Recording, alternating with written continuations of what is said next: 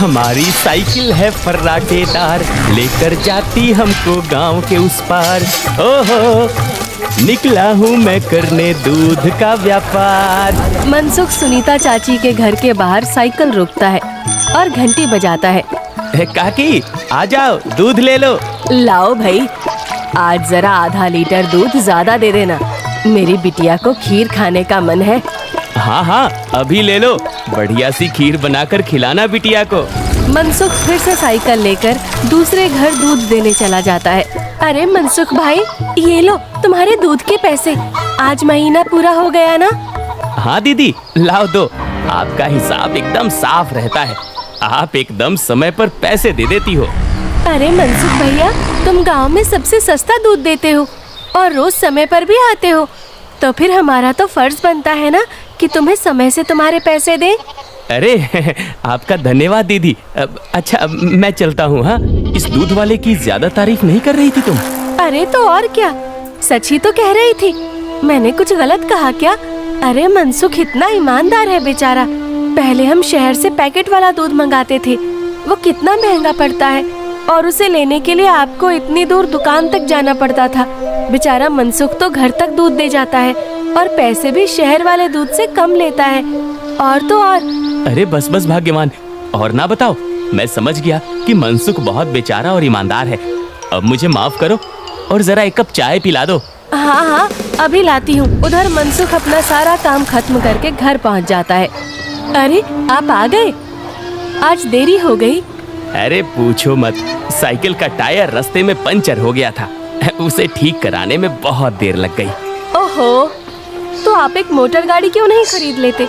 इस साइकिल पर काहे चलते हैं जब ये इतनी खटारा है तो? ताकि मैं भोला, सीधा और गरीब लग सकूं। क्या क्या मतलब?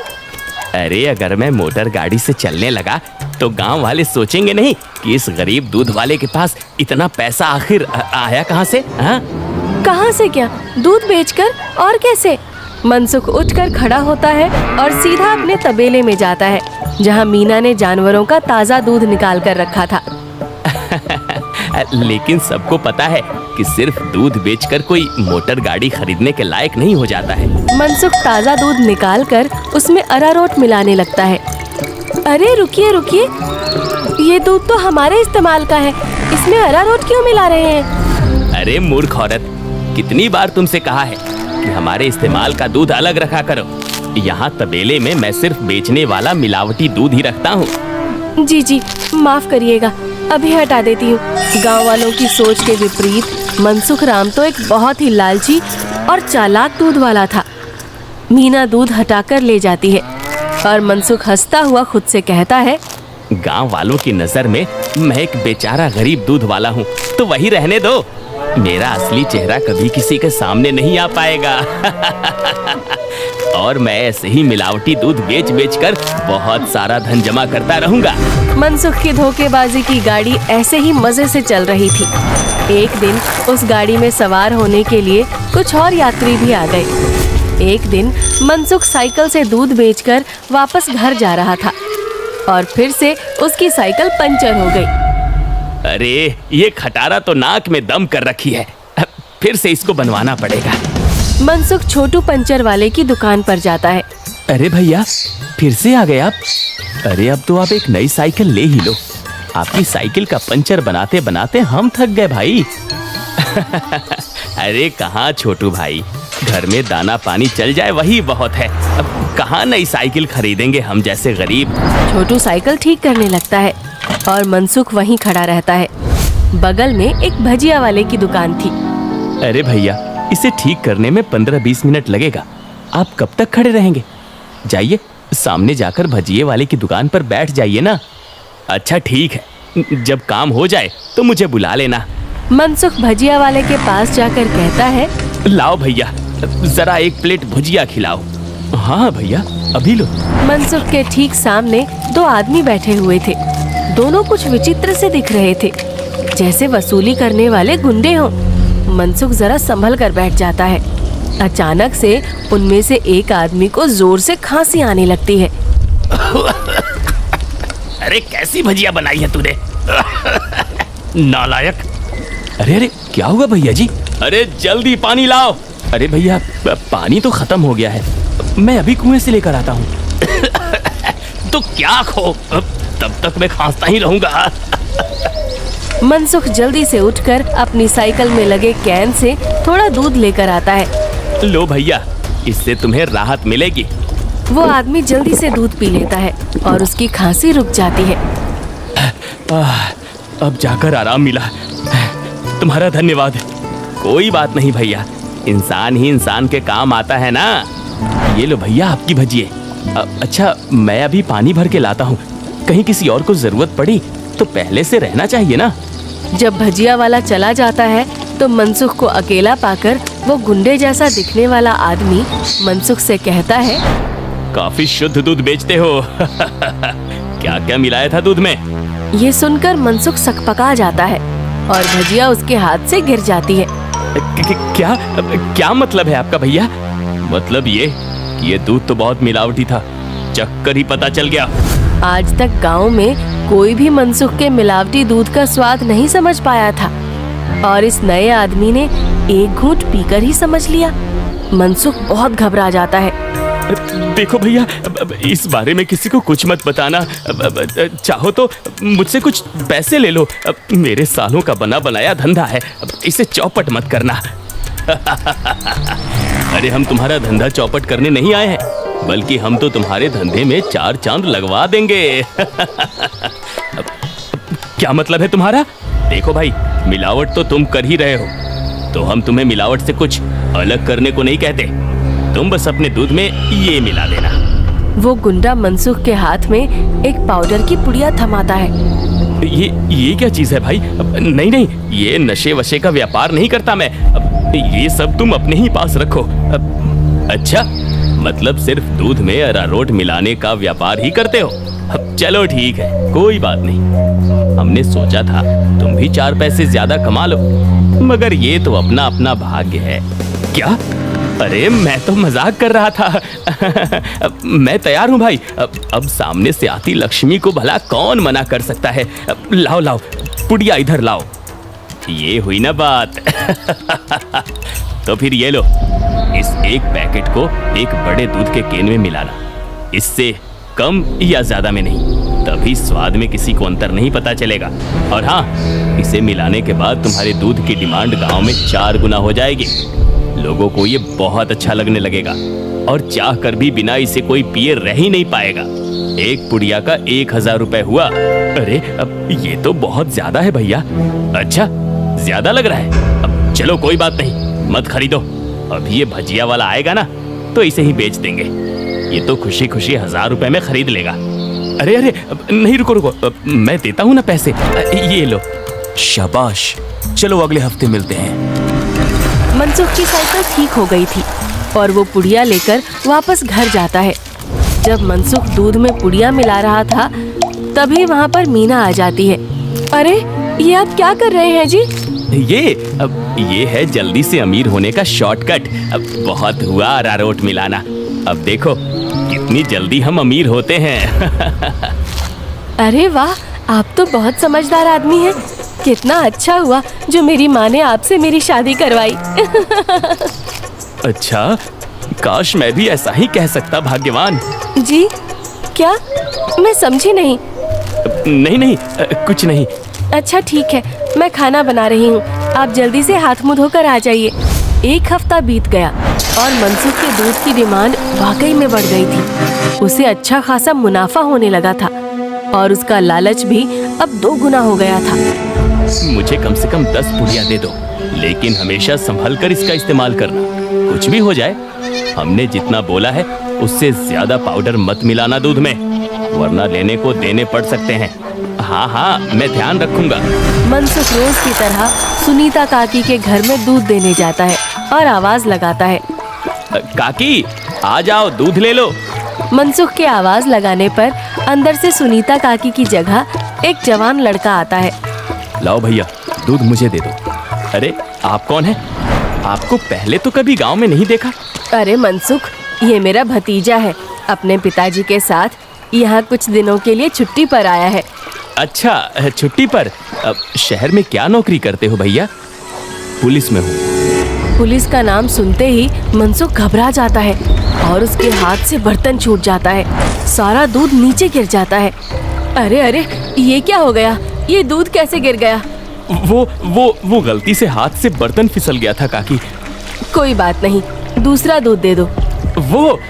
अरे नहीं, आज तो दूध खत्म हो गया है काकी। मैं कल आता हूँ ना। अच्छा, अब मैं चलता हूँ। इतना कहकर मनसुख जल्दी से वहाँ से भाग जाता है। मनोज और सुनीता दोनों को मनसुख की ये हरकत बहुत अजीब लगती है। ये इसे क्या हो गया? इसने ऐसा तो पहले कभी नहीं किया। होगी जरूर कोई बात। खैर चलिए अंदर चलते हैं बुआ जी। आज तो बाल बाल बचा। कहीं उस पुलिस वाले को सच का पता चल जाता तो आज तो मैं गया काम से।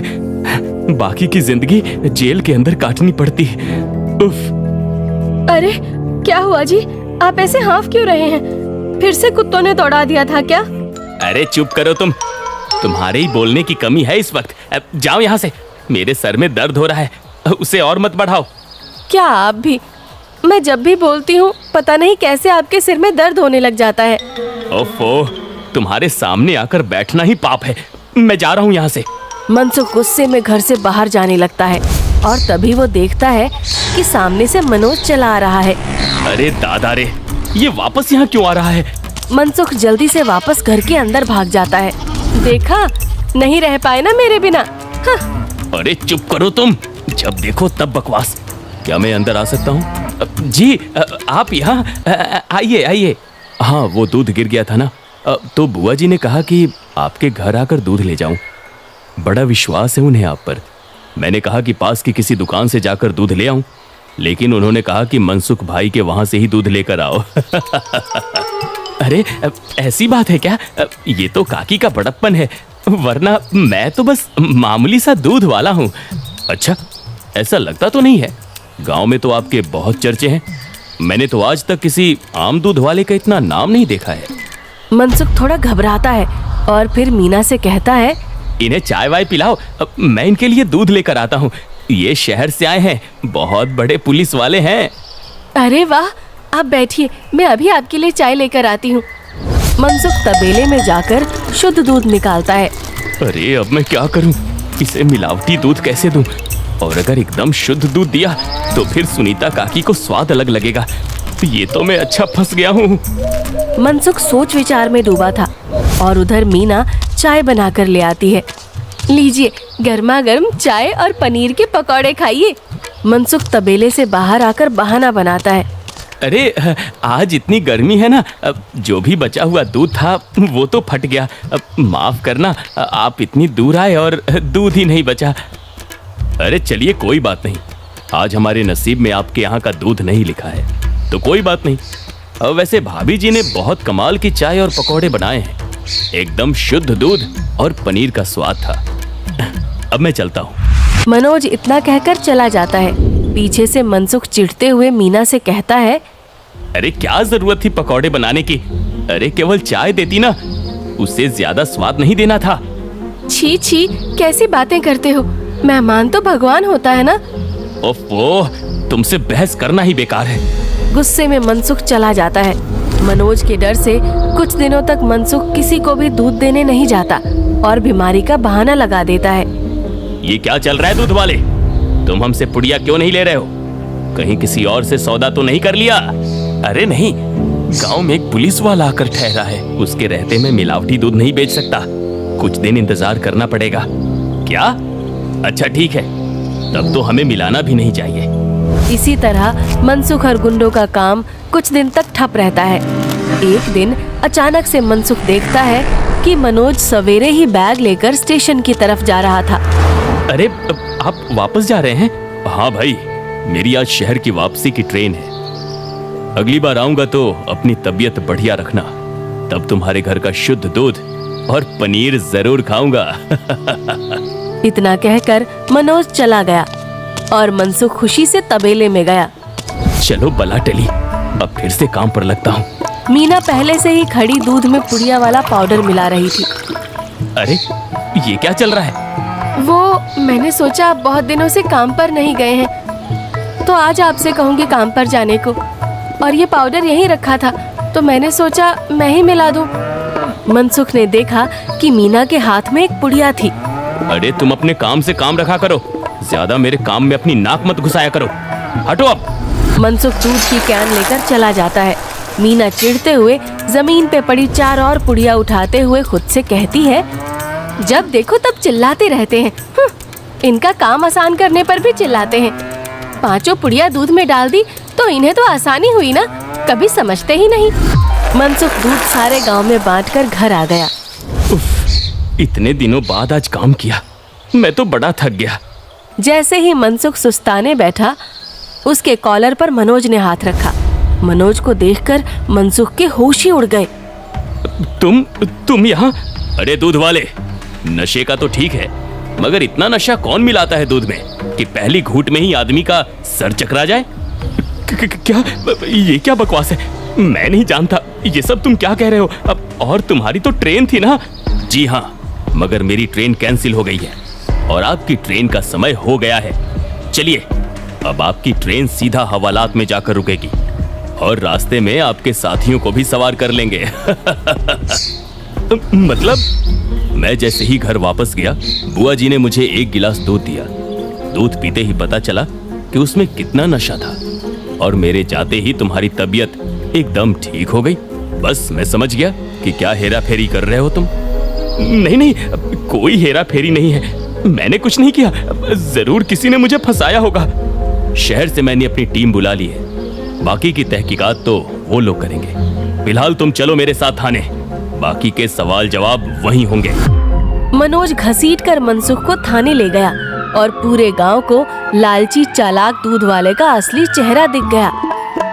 मनसुख के साथ साथ उसके साथी भी पकड़े गए।